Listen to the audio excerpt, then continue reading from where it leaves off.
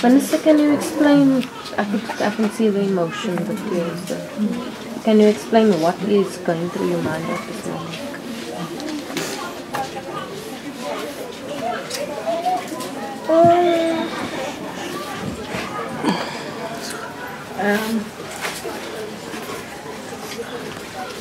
I'm sorry.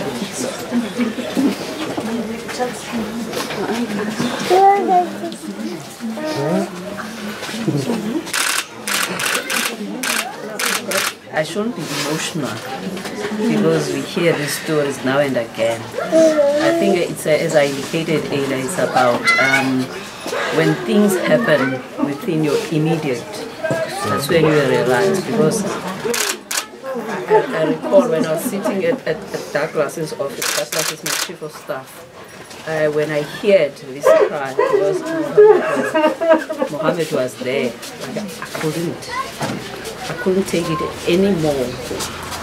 When he kept on saying that, my sister, my sister. So it was quite, it was a blow. It was so emotional. And the office was personal.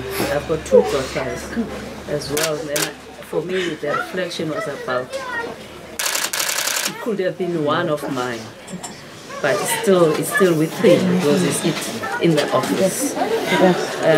When a young man was just crying, that cannot be, that's my sister.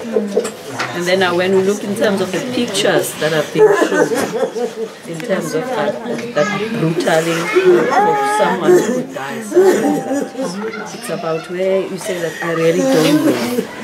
I really don't know what is happening in people's hearts, the people's souls. How does one could do such? So for me, it's where it becomes like it's personal.